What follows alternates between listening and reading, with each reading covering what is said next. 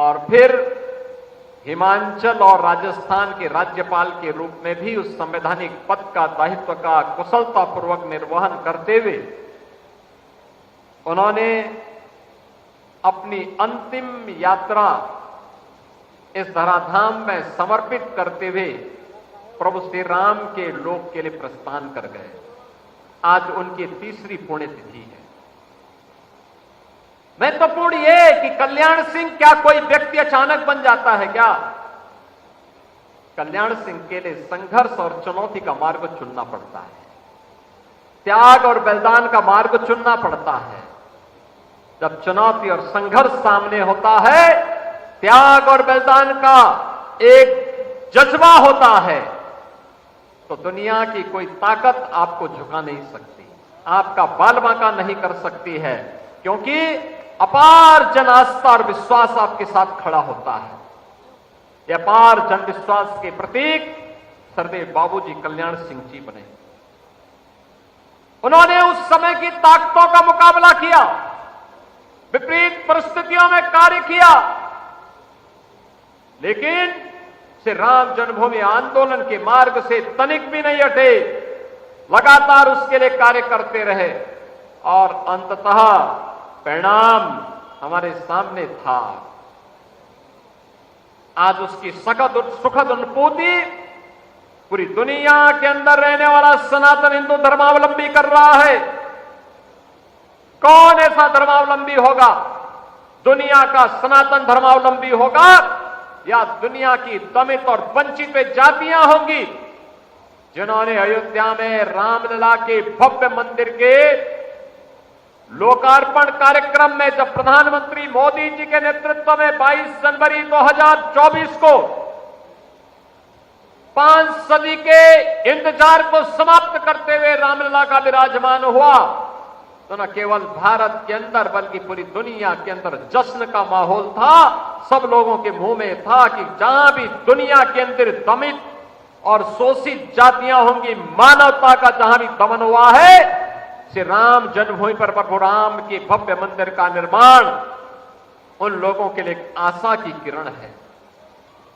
और इस आशा की किरण की शुरुआत तब हुई थी जब बाबूजी ने कहा था कि सरकार जाए तो जाने दिया जाए, लेकिन राम भक्तों पर गोली नहीं चलाएंगे। बहनों और भाइयों, आज हम हिंदू गौरव दिवस के रूप में बाबूजी की पुण्यतिथि के आयोजन के साथ एकत्र हुए हैं। बहनों और भाइयों, इसलिए क्योंकि उनका जीवन भारत की राष्ट्रीयता के लिए समर्पित था। उन्होंने जातिवाद को प्रश्रय नहीं दिया, समाज को विभाजन करने वाली ताकतों से उन्होंने दूरी बनाए रखी, हमेशा दूरी बनाए रखी, मूल्यों के लिए जीवन जिया था, राजनीति को आदर्शों का माध्यम बनाया था। राजनीति उनके लिए सत्ता और भोग का माध्यम नहीं बना था, राजनीति उनके लिए सौदेबाजी का जरिया नहीं बना था, राजनीति उनके लिए कथित अपने स्वार्थों की पूर्ति का माध्यम कभी नहीं बन पाया। वे मुख्यमंत्री के रूप में रहे हो, मंत्री के रूप में रहे हो, विधायक सांसद के रूप में रहे हो, राज्यपाल के रूप में रहे हो, किसी भी संवैधानिक दायित्व का उन्होंने निर्वहन किया, लेकिन मूल्य और आदर्शों के साथ कोई समझौता कभी नहीं किया, लगातार कार्य करते रहे।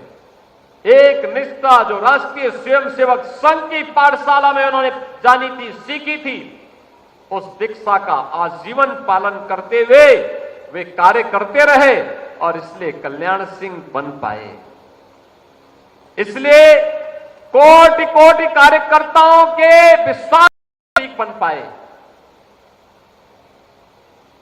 और कोटि कोटि विश्वास के प्रतीक बनने के कारण ही उस समय की तत्कालीन सरकार की अराजकता के खिलाफ जब 1991 में, याद करिए, 30 अक्टूबर 1990 और 2 नवंबर 1990 को जब अयोध्या में राम भक्तों पर गोलियां निर्ममता पूर्वक चलाई गई थी और उस समय की सरकार एक तरफ हिंदू समाज को आपस में बांटने का कार्य कर रही थी और दूसरी तरफ राम भक्तों पर गोलियां बरसा रही थी।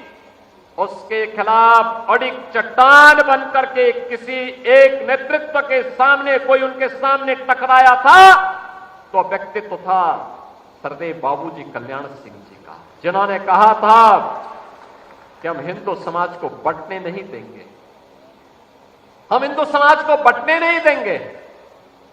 ये जातीयता का जहर घोलने वाले लोग ये भारत को कमजोर करने का काम कर रहे हैं। ये जातीयता का जहर घोलने वाले लोग भारत के सामाजिक ताने बाने को छिन्न भिन्न कर रहे हैं और एक तरफ हमें आपस में बांट रहे हैं तो दूसरी तरफ तुष्टीकरण की पराकाष्ठा में चढ़ करके उत्तर प्रदेश को दंगों की आग में भी झोंकने का काम कर रहे हैं। और बहनों और भाइयों, 2 नवंबर और 30 अक्टूबर 1990 की तिथि भारत के इतिहास में उसी काले अध्याय के रूप में लिखी जाएगी जब अयोध्या में निर्ममता पूर्वक राम भक्तों का लहू बहाया गया था। उसके खिलाफ भी आवाज मुखर की थी सरदेव बाबूजी ने। बहनों और भाइयों, वही स्थिति जब 2002 उसके ठीक 2 वर्ष के बाद 6 दिसंबर 1992 को समय आया, केंद्र की सरकार का दबाव था कि अयोध्या में राम भक्तों पर कारसेवकों पर गोली चलाई जाए। बाबूजी ने कहा नहीं, हरगिज नहीं, राम भक्तों पर गोली। सरकार चाहे तो हमारी केंद्र की सरकार चाहे तो मेरी सरकार को बर्खास्त कर सकते हैं और अगर चाहे तो मैं तैयार हूं, हमारा संकल्प पूरा हुआ, मैं अपने पद से इस्तीफा देने जा रहा हूं। और बहनों और भाइयों, मुख्यमंत्री पद को ठुकरा करके उन्होंने अपना रास्ता संघर्ष का चुना। और आज इसीलिए जब हम लोग बाबूजी की 30वीं पुण्यतिथि के अवसर पर यहां एकत्र हुए हैं, मुझे आप सबसे एक ही बात कहनी है, हम बाबूजी की इस पुण्यतिथि को हिंदू गौरव दिवस के रूप में मना रहे हैं। हमें हिंदू एकता के महत्व को समझना पड़ेगा। हिंदू कोई जाति नहीं है, मत और मजहब नहीं है, यह किसी संकीर्ण दायरे का माध्यम नहीं है, यह भारत की सुरक्षा की गारंटी है, यह भारत की एकता और भारत की एकात्मता की गारंटी है। याद रखना, जब तक भारत का मूल सनातन हिंदू समाज मजबूत है, भारत की एकता और अखंडता को दुनिया की कोई ताकत चुनौती नहीं दे सकती। लेकिन जिस दिन ये एकता खंडित होगी, उस दिन भारत को फिरके में बांटने की विदेशी साजिशें सफल होती हुई दिखाई देंगी। हमें इन साजिशों को सफल नहीं होने देना है, कतई नहीं होने देना है। आज की सबसे बड़ी आवश्यकता है, जो लोग आपको बांटने का काम कर रहे हैं, इनके चेहरे अलग हैं, इनकी चाल अलग है, इनका चरित्र अलग है।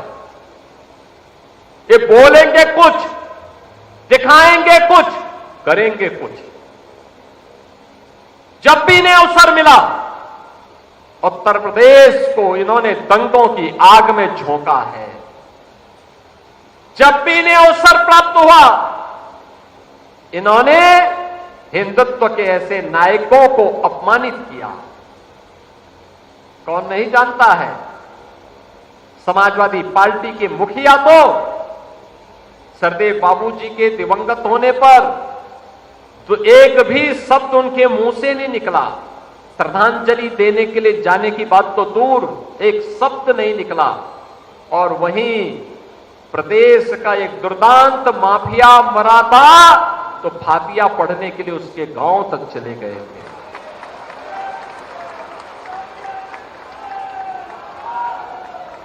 क्या यही पीडीए है? क्या यही पीडीए है? इस सकल हिंदू समाज के लिए जिनका जीवन समर्पित था, ऐसे सरदेव बाबूजी के दिवंगत होने पर श्रद्धांजलि देने की बात तो दूर, श्रद्धांजलि देने की बात तो दूर, एक शब्द उनके मुंह से संवेदना के लिए निकले। सरकार से नहीं बात करते, राजू भैया से बोल करके संवेदना व्यक्त कर सकते थे, क्योंकि सरदेव बाबू जी तो राज्यपाल भी थे, 2-2 राज्यों के राज्यपाल रह चुके थे, प्रदेश के 2-2 बार मुख्यमंत्री रह चुके थे, प्रदेश में मंत्री रह चुके थे।